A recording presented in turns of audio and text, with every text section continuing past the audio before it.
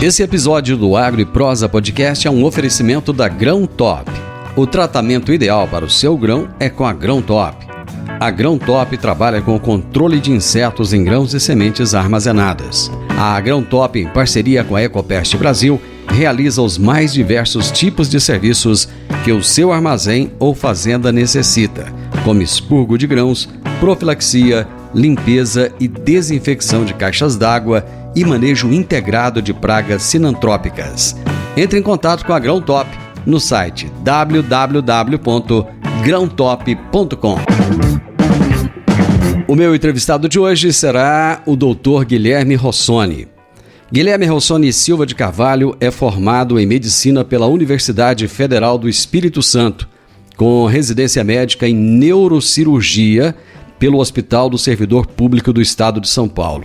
Dr. Guilherme Rossoni possui o título de especialista em neurocirurgia pela SBN, Sociedade Brasileira de Neurocirurgia, sendo membro titular da associação.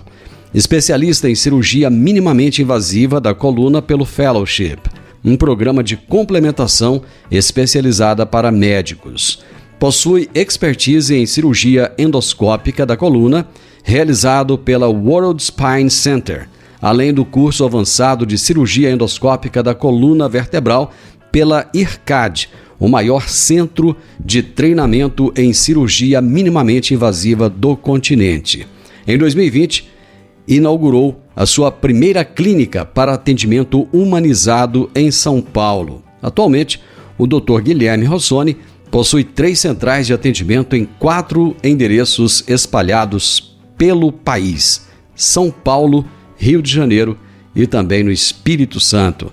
Doutor Guilherme, seja muito bem-vindo, é um prazer muito grande ter o senhor aqui. Muito obrigado pelo convite, Divino, também é um prazer imensurável estar participando aqui, poder compartilhar um pouquinho aí da nossa vivência diária, um pouquinho de conhecimento. É uma honra estar podendo participar aqui do programa. Doutor, com certeza muitas pessoas devem estar perguntando agora o que um médico, um neurocirurgião tem a ver com agronegócio. E eu até não falei antes o tema do nosso bate-papo de hoje, que é problemas na lombar e coluna que acometem trabalhadores e produtores rurais. Doutor, fale um pouco desses problemas. Vamos contextualizar o pessoal aqui que não está entendendo por que o senhor veio? Perfeito. Isso é um dos grandes clientes, né, do neurocirurgião ou do ortopedista, cirurgião de coluna, no consultório, né, e isso vem sendo cada vez mais frequente aí, são os pacientes trabalhadores rurais, produtores rurais, né, ainda mais com o crescimento desse mundo do agronegócio, né, que vai necessitando cada vez mais de profissionais com uma rotina de atividade que exige uma carga física muitas vezes exaustiva, causando desgaste de vários músculos, de várias articulações. Isso pode levar a médio e longo prazo, pelos movimentos repetitivos, pela má postura, pelo excesso de carga, a sérios problemas de saúde osteoarticular, né? E a prevalência de problemas no que tange a doença de coluna no trabalhador rural é altíssima na nossa população, né? Então tem alguns estudos recentes, inclusive uma última revisão sistemática de literatura do ano de 2021, né, que mostra que esses trabalhadores rurais têm 2,5 a 3 vezes mais chances de desenvolver problemas na coluna relacionados ao trabalho em relação à população geral. E quando a gente vê estudos replicados de forma semelhante para trabalhadores rurais, não só do Brasil, na África, na Europa, a taxa de lesão, de problemas associados à coluna também é relativamente alta. Tá? Portanto, é de suma importância a gente trazer aqui algumas orientações e, para quem não sabia, ter uma noção da gravidade, do impacto que isso acaba trazendo para a saúde do trabalhador rural, né? Mas isso é causado devido a quê? Má postura, falta de preocupação ou falta de conhecimento na hora de praticar as atividades? Então, vamos lá. Problema na coluna, tá? É uma coisa que é relativamente normal no ser humano. É o preço que a gente paga por ser bípede, tá? A Organização Mundial da Saúde estima que 80% da população mundial tem ou terá algum problema de coluna. Seja um problema mais simples, mais fácil de tratar, seja problemas mais graves, que podem até necessitar de uma intervenção cirúrgica. Então, ter um probleminha de coluna aqui ou lá é relativamente normal, esperado na população mundial. O principal fator de risco para desenvolver problemas na coluna se chama genética, hereditariedade, né? Então, se você tem um parente, um pai, uma mãe, um irmão com problemas de coluna, você tem uma chance maior do que a população que não tem problema de coluna desenvolver alguma doença. E aí existem os fatores de risco que aumentam esse risco, né? Os principais fatores de risco é obesidade ou sobrepeso, o sedentarismo, o tabagismo, a osteoporose, má postura e microtraumas repetitivos que a gente acaba acarretando sobre a nossa coluna no dia a dia. E isso a gente vê muito, né, em vários tipos de trabalhadores braçais, a gente vê isso muito no trabalhador rural, onde a gente faz muitos movimentos de flexão, de extensão da coluna, muitos movimentos de agachamento com a coluna curvada, né, sem usar a carga da coxa, dos pés, né, para subir o peso, né? A gente vê muito movimento de torção, né? E não só isso, a gente está falando sobre problema de coluna, mas de uma maneira geral, assim, esses movimentos repetitivos também trazem várias outras lesões musculares, ligamentares e ósseas. Então, esses pacientes são muito mais suscetíveis a tendinites, bursites, epicondilite, que é uma inflamação a nível do cotovelo, tendinite de ombro, síndrome do impacto, síndrome do manguito rotador, que são lesões nos músculos que fazem o cinturão de movimento do ombro. São trabalhadores que também costumam ter lesão em joelho, né, por movimento de flexão excessiva. Então, de uma maneira geral, a má postura, né, por condições ergonômicas, muitas vezes o paciente não é orientado, né, como que deve fazer aquele movimento. A gente sabe que, apesar das normas de trabalho, muitas empresas acabam, né, não fornecendo os itens necessários para a proteção, para a realização adequada da movimentação do funcionário. Então, tudo isso acaba contribuindo para, a médio e longo prazo, para ir perpetuando, para ir gerando desgaste na coluna, nas outras articulações e trazer problemas sérios quando não tratados de forma precoce, né? Doutor Guilherme, é mais comum as pessoas terem esse problema em função da má postura, ou em função do trabalho, às vezes realizado sem tanta preocupação, ou pelos fatores genéticos? A genética influencia muito mais, por incrível que pareça. É muito comum a gente ver aqui no consultório um paciente com uma genética muito boa e é um paciente que está acima do peso, que é tabagista, que está sedentário, e ele está fazendo um consultor de rotina, você faz uma ressonância, a coluna dele está perfeita. E às vezes você vai ver um paciente magro, atleta, super saudável, com uma alimentação regrada, né? E você vê a ressonância ali, uma coluna catastrófica, né? Então a gente sabe que a genética é o fator preponderante, principalmente para algumas doenças de coluna, escoliose, deslizamento de vértebra, canal estreito, que a gente chama de estenose, né? Agora, quando você tem uma genética desfavorável e você dá esse combustível, que são a presença de fatores de risco, esse risco de desenvolver problemas da coluna acaba se tornando exponencial, aumenta muito, com certeza. No caso de quem tem o problema devido a um fator genético, é mais difícil de se tratar? Exatamente. De uma maneira geral, tá, Divino? 90-95% dos pacientes que sofrem problemas na coluna, eles vão ter melhora clínica, tá, dos seus sintomas, muitas vezes tornando assintomáticos, ou seja, melhora completa, de forma conservadora, ou seja, sem tratamento cirúrgico, tá? E o pilar do tratamento consiste no que a gente chama de fortalecimento do core, que são os músculos que protegem a coluna, são os músculos estabilizadores, que formam um cinturão em volta da nossa coluna, tá?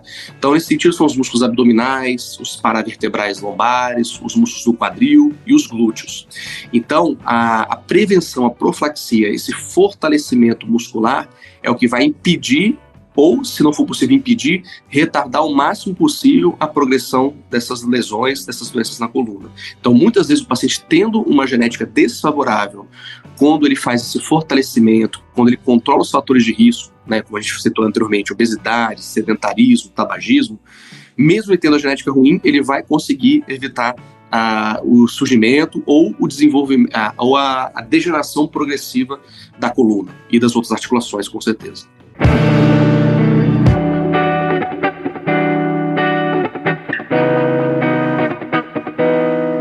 Doutor Guilherme, é comum as pessoas mais velhas terem problemas de coluna, dor.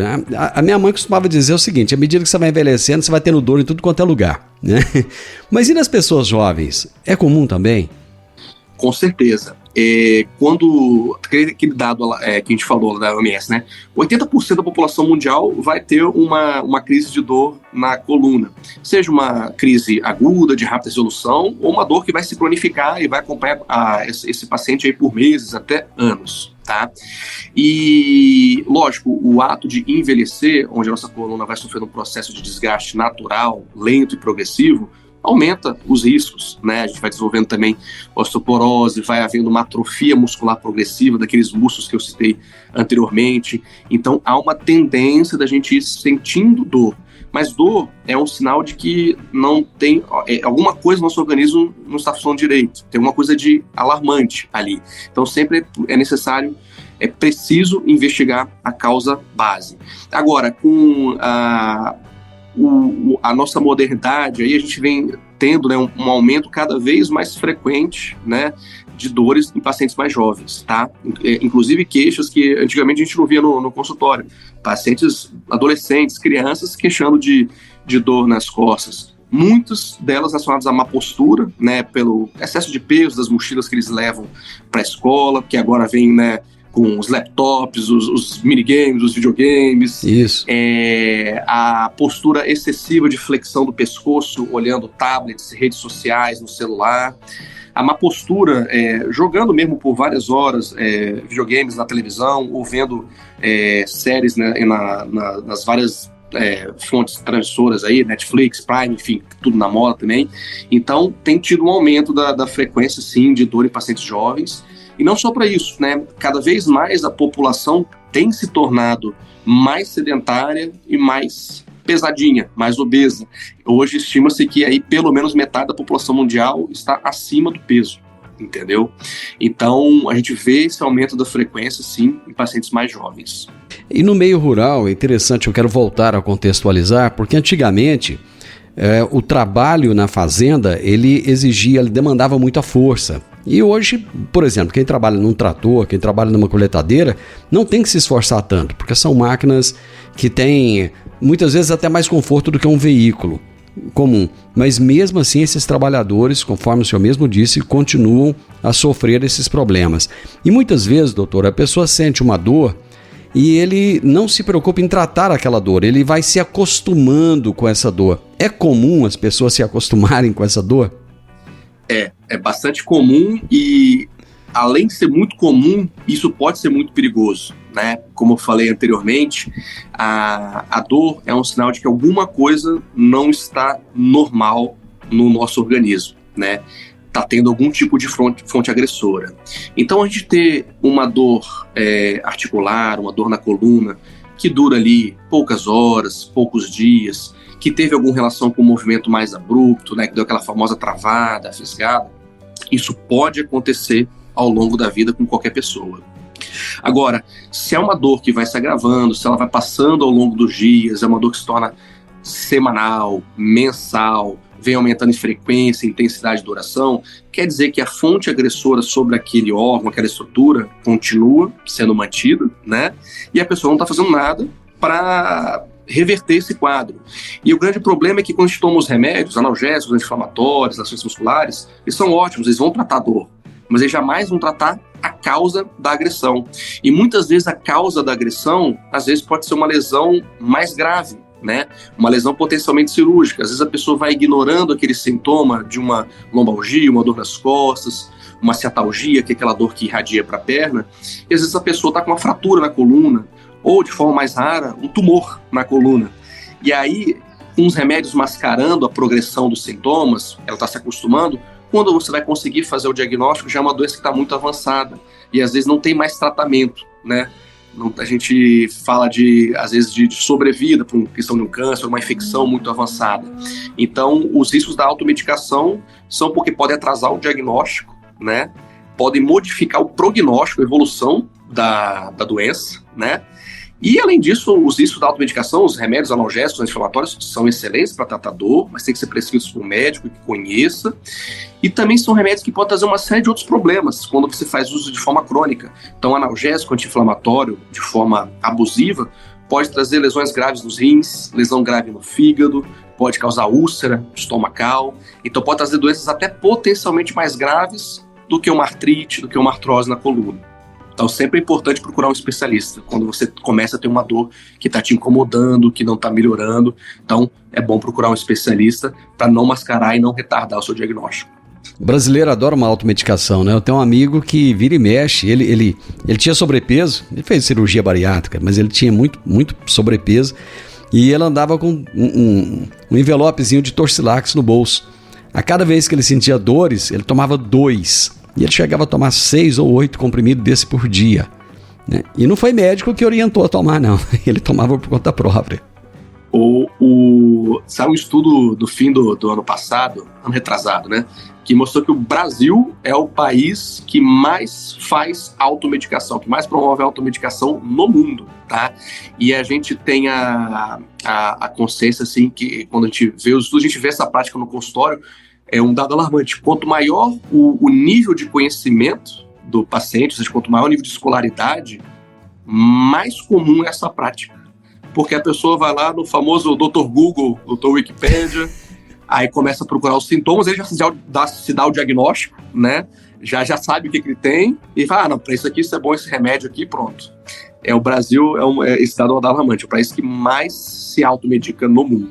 Doutor, em que situação é necessário a pessoa fazer uma cirurgia? Então, como falei, né, até 95% dos pacientes vão ter problemas de coluna que vão melhorar com tratamento conservador, ou seja, o tratamento não cirúrgico. Certo. Que vai envolver fisioterapia, RPG, pilates, o uso de medicações devidamente prescritas pelo médico, né? Agora, existe um pequeno percentual de pacientes, de 5 a 10%, segundo os estudos, que, independente do tratamento, não vão progredir com melhora completa ou até somente com melhoras parciais, ou seja, vai melhorar até de uma forma relativa, mas ainda vai persistir com sintomas moderados ou incapacitantes. Esses casos que não respondem ao tratamento conservador, a gente chama de casos resistentes ou refratários, e aí acabam tendo indicação formal de tratamento cirúrgico. Hoje, a principal indicação de tratamento cirúrgico para uma doença da coluna é o que a gente chama dessa dor refratária, que é aquela dor que persiste, né, ou que não melhora de forma total com tratamento conservador otimizado, ou seja, tentando várias terapias associadas depois de um período aí de 8 a 12 semanas. Existem situações mais graves, onde o paciente começa a apresentar também o que a gente chama de prejuízo ou déficit neurológico, né? É uma perda da função dos neurônios que saem da medula e vão controlar o braço ou a perna. Então, quando o paciente começa a ter um prejuízo no movimento do pé, começa a paralisar o movimento da coxa, do joelho, quando começa a ter alteração dos nervos que controlam os esfíncteres da bexiga, né, que vão controlar o xixi, e também o esfíncter anal, que vai controlar as fezes, isso também é um sinal de alarme, e a gente tem que indicar intervenção neurológica de forma precoce para se preservar esses nervos, que o paciente não fique com sequelas, né? Uma situação mais grave é quando a gente tem uma perda neurológica aguda, ou seja, de forma súbita por uma hérnia de disco, ou por uma fratura, ou por um deslizamento de vértebra, o paciente perde os movimentos, né, da cintura para baixo, perde a sensibilidade, perde o controle da urina, perde o controle das fezes, numa situação que a gente chama de síndrome da cauda equina, que é uma compressão de todas as raízes nervosas que estão saindo ali da coluna lombar, né, no final da região lombar. E aí, isso é uma situação de emergência, o paciente tem que ser operado de forma muito rápida para se tentar salvar algum nervo ainda, para que ele não tenha sequelas tão graves. Mas, de forma geral, a principal indicação é a dor que não responde ao tratamento conservador otimizado.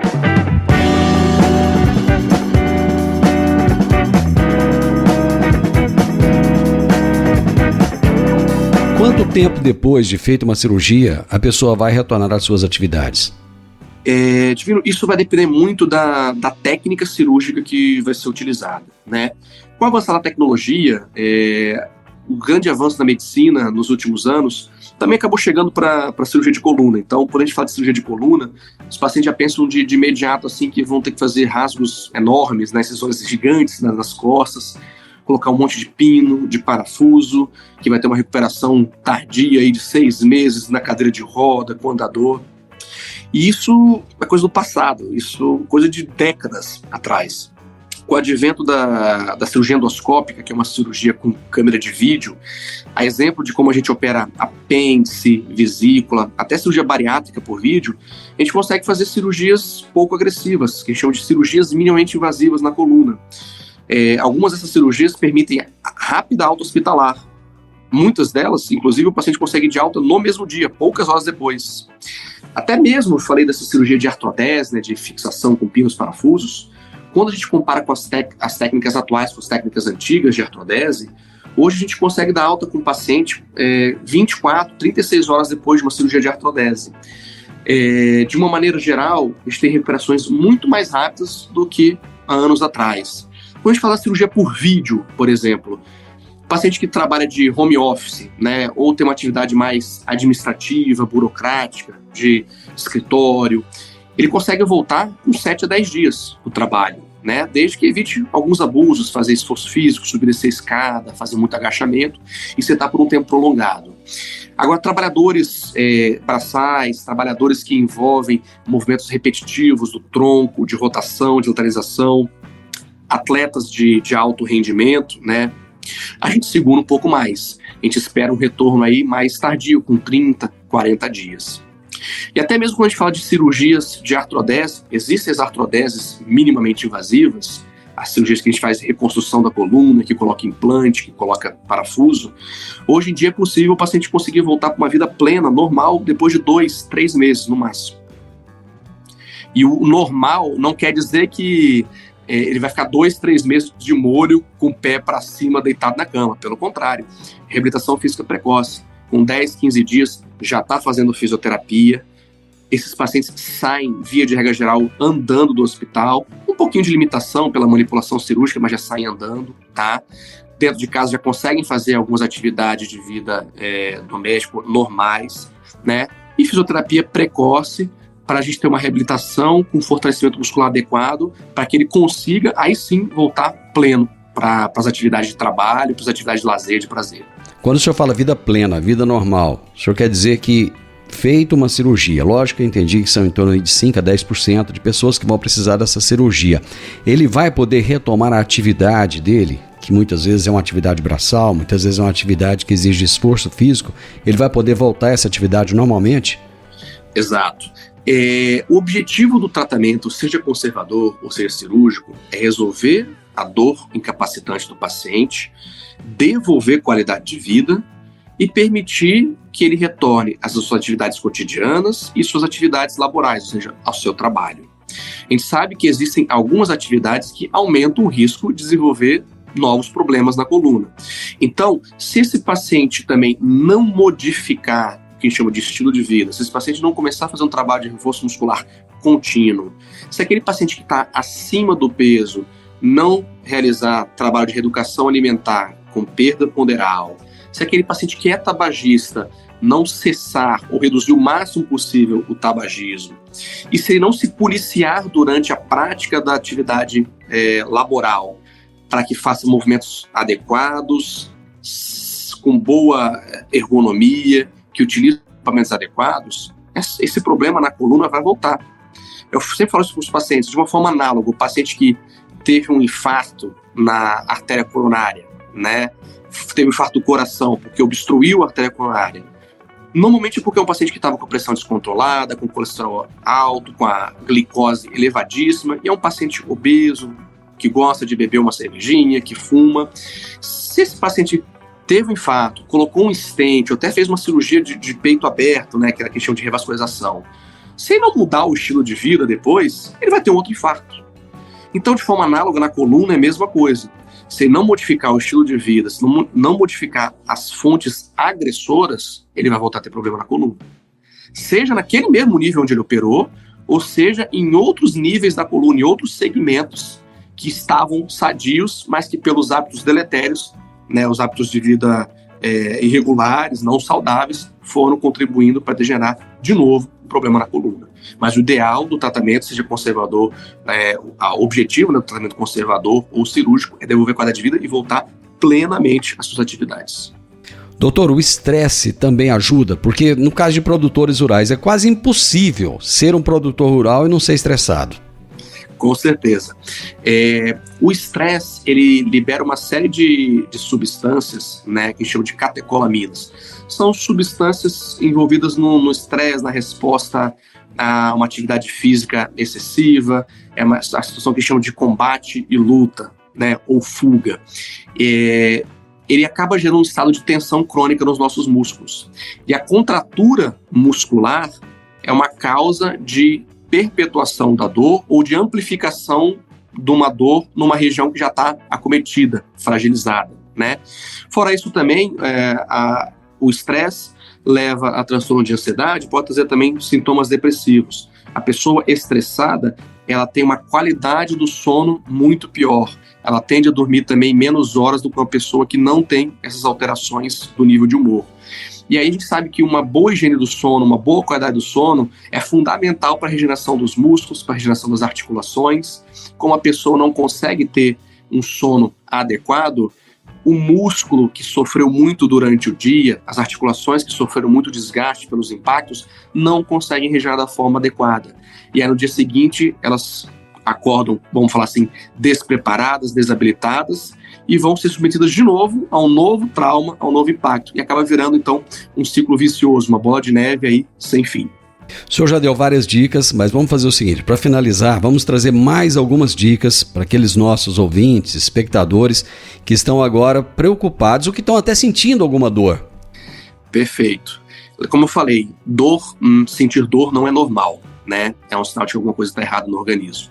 Sempre que você sentir uma dor na coluna, seja no pescoço, seja na região lombar, até mesmo na coluna torácica, que é a região dorsal, aqui na altura das escápulas, se essa dor vier com sinais de alarme, uma dor que irradia para os braços, uma dor que irradia para as pernas, que vem com formigamento, que vem com dormência, que às vezes vem com alteração, né, do controle, tá difícil para urinar, tá difícil para defecar. Se essa perna sua ou seu braço começa de repente a não querer obedecer a comando, né? Isso é sinal de que você tem provavelmente algum pinçamento na coluna, alguma doença potencialmente mais grave. Então, evite a automedicação, né? Procure a ajuda de um especialista, não ache que isso é normal. Falar, não, mas todo trabalhador rural sente um pouquinho de dor nas costas. Um pouquinho, toda a população, como eu falei, 80% vai sentir um pouquinho de dor nas costas. O problema é quando isso vai se cronificando e a pessoa vai se acostumando com a dor. E no outro extremo, para a gente prevenir que chegue nisso, o mais importante é a atividade física regular com fortalecimento. Aquele papo sempre massivo que todo médico fala, e que muitas vezes, às vezes não dá exemplo, né, mas que é a atividade física, ela é importante para a questão cardiovascular, ou seja, para o coração, para o pulmão, para os vasos, mas ela é importantíssima para os músculos. Quando a gente fala de problema na coluna, até hoje é a prática que vai conseguir vencer a nossa genética. É aquela que isoladamente vai conseguir retardar ou prevenir várias doenças na coluna. Doutor Guilherme, quem quiser te acompanhar nas suas redes sociais, obter mais informações, onde é que te acha? Se puderem, acompanhe a gente lá no Instagram, @Dr. Guilherme Rossoni, né, no Facebook também, Dr. Guilherme Rossoni. Lá vocês vão ver muito conteúdo aí, não só sobre problemas da coluna, mas como a neurocirurgia em todo, né, falando sobre doenças do cérebro, sobre dor crônica. Tem muito vídeo, muito conteúdo interessante. Quem desejar algum tipo de avaliação, tem os telefones lá das minhas centrais de atendimento dos 3 estados onde a gente atua, né, no Espírito Santo, no Rio de Janeiro e em São Paulo. Vai ser um prazer muito grande ter vocês lá acompanhando a nossa rotina, acompanhando o nosso serviço, compartilhando, tirando dúvidas e também, quem sabe, virando pacientes. O paciente de Goiás pode te encontrar em um desses estados, né? Pode, inclusive, muitos falam pela limitação, né, pela distância, a gente também presta atendimento online, a famosa telemedicina, né, onde a gente é possível avaliar os exames de imagem, a gente consegue fazer alguns testes de exame físico também e dar um parecer. E o paciente também que desejar fazer algum tipo de tratamento, seja conservador ou cirúrgico, tendo o convênio com cobertura nacional, a gente consegue fazer esses tratamentos todos por São Paulo, pelo Rio de Janeiro, pelo Espírito Santo. É muito comum a gente receber pacientes do Norte, do Nordeste, do Centro-Oeste, aqui principalmente em São Paulo, né, onde eu fico a maior parte do tempo. E vários vêm fazer cirurgias com a gente aqui, voltam para os estados, depois continuam fazendo segmento ambulatorial. É importante. Vai ser um prazer muito grande aí. Doutor Guilherme, eu tenho certeza, o senhor não tem noção do serviço que o senhor prestou aqui para tantas pessoas que estão nos ouvindo agora e que com certeza ou vão mudar algum hábito ou vão repensar alguns hábitos. Muito obrigado, foi um prazer enorme ter o senhor aqui. Seja muito bem-vindo e sempre que quiser voltar estamos à disposição, viu? Muito obrigado pelo convite, Divino. Obrigado mesmo aí. Importante, né, compartilhar esse conhecimento com todos. Tenho certeza que é um assunto de utilidade pública que afeta grande parte da população mundial. Sempre que tiver oportunidade, estaremos aqui. Muito obrigado. Grande abraço, viu? Tchau, tchau. Hoje eu conversei com o Dr. Guilherme Rossoni, que é neurocirurgião. E ele falou sobre os problemas na lombar e na coluna que acometem trabalhadores e produtores rurais. Eu sei, produtor rural, que o agronegócio está estressante. O dia a dia do produtor não está fácil. Você que trabalha também aí na fazenda, às vezes excesso de atividade, né? Mas preste muita atenção, mude alguns hábitos e você vai melhorar a sua qualidade de vida também. E vamos deixar de fazer aquela automedicação? O doutor deixou bem claro, isso prejudica bastante. O podcast Agro e Prosa tem o objetivo de falar do agronegócio de forma fácil, simples e descomplicada. Diariamente conversamos com os maiores atores do agro e abordamos os mais diversos assuntos de interesse de produtores rurais, técnicos, pesquisadores, profissionais da área e simpatizantes do agronegócio. Se você gosta do nosso podcast, então você pode nos ajudar. É muito simples. Basta seguir-nos nas principais plataformas de streaming e também no YouTube. Se você deixar um gostei, compartilhar os episódios e deixar um comentário, já vai nos ajudar muito a dar relevância tanto ao podcast quanto ao canal. E o mais importante de tudo, nos siga para receber notificações de novos vídeos e episódios. Um grande abraço para você e até a nossa próxima prosa.